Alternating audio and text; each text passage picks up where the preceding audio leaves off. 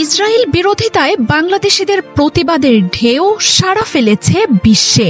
দক্ষিণ এশিয়ার এই মুসলিম দেশটি এখন পথ দেখাচ্ছে অন্য দেশগুলোকেও। মার্চ ফর গাজা তৈরি করেছে নতুন ইতিহাস। বাংলাদেশের পাসপোর্টেও ফিরেছে ইসরায়েল ভ্রমণে বিধিনিষেধ। নতুন করে পাসপোর্টে এই নিষেধাজ্ঞা ফিরে আসার কথা ফলাও করে প্রচার করেছে ইসরায়েলের প্রভাবশালী গণমাধ্যমগুলো। গাজায় আগ্রাসনের বিরুদ্ধে বাংলাদেশিদের ইসরায়েলের প্রতি তীব্র ঘৃণার প্রকাশ স্থান পেয়েছে আরব বিশ্ব সহ ভারত পাকিস্তানের গণমাধ্যমগুলোতেও। আর ঢাকার পদক্ষেপের একদিন পরেই আইন করে ইসরায়েলিদের প্রবেশে নিষেধাজ্ঞা এনেছে দক্ষিণ এশিয়ার আরেক মুসলিম দেশ মালদ্বীপ। ইসরায়েলের গণমাধ্যম টাইমস অব ইসরায়েল এক প্রতিবেদনে জানিয়েছে, ইসরায়েল ব্যতীত শব্দ আবারও পুনর্বহাল করা হয়েছে বাংলাদেশের পাসপোর্টে, যার মাধ্যমে বাংলাদেশিদের ইসরায়েলে প্রবেশে নিষেধাজ্ঞা আনা হয়েছে। প্রতিবেদনে বলা হয়, বাংলাদেশিদের জন্য ইসরায়েল অত্যন্ত স্পর্শকাতর ইস্যু। দেশটি ইসরায়েলকে স্বীকৃতিও দেয়নি। কয়েক দশক ধরেই পাসপোর্টে লেখা থাকত, ইসরায়েল ব্যতীত এই পাসপোর্ট বিশ্বের অন্য সব দেশের জন্য বৈধ।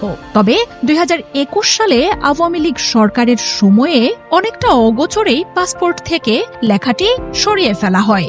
এরপর তৃতীয় কোনো দেশ হয়ে বাংলাদেশিদের নেতানিয়াহুর দেশটিতে প্রবেশের সুযোগ তৈরি হয়।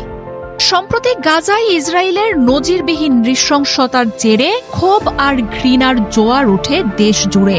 ইসরায়েল বিরোধী বিক্ষোভে সমবেত হন লাখ লাখ মানুষ। ফিলিস্তিনের প্রতি বাংলাদেশের মানুষের এমন সমর্থন নাড়িয়ে দেয় গোটা বিশ্বকে। এমনকি সম্পর্ক না থাকা ইসরায়েলও নেতানিয়াহুর দেশটির প্রতি বাংলাদেশিদের এমন ঘৃণার খবর গুরুত্ব দিয়ে প্রচার করে। এর একদিন পরে আবারও বাংলাদেশের পাসপোর্টে ইসরায়েল ব্যতীত শব্দ বহাল করে সরকার। যুক্তরাষ্ট্র আর পশ্চিমাদের সাথে থাকা শক্তিশালী সম্পর্ককে কাজে লাগিয়ে ইসরায়েল এখন বিশ্বের অনেক দেশের সাথেই সম্পর্ক স্বাভাবিক করেছে।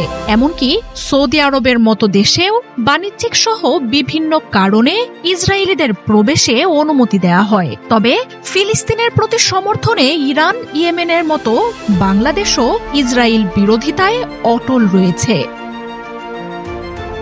বাংলাদেশের এমন সিদ্ধান্তের পরে বিশ্বের অন্যতম জনপ্রিয় পর্যটন স্থল মালদ্বীপ সরকার আইন করে ইসরায়েলিদের প্রবেশে নিষেধাজ্ঞা এনেছে। গাজায় ইসরায়েলের নৃশংসতার বিরুদ্ধে এমন সিদ্ধান্ত নেওয়া হয়। পার্লামেন্টে নিষেধাজ্ঞার বিলটি সর্বসম্মতিক্রমে পাশ হওয়ার পর তাতে চূড়ান্ত অনুমোদন দেন প্রেসিডেন্ট মুইজ্জু। আর এই আইন পাশের সাথেই জনপ্রিয় এই পর্যটনের দেশটিতে ইসরায়েলিদের প্রবেশ নিষিদ্ধ হলো। গেল ফেব্রুয়ারিতে মালদ্বীপে 2 লাখের বেশি পর্যটক ভ্রমণ করেন, যাদের মধ্যে অর্ধশত ইসরায়েলিও ছিলেন। মার্জিয়া উপমা।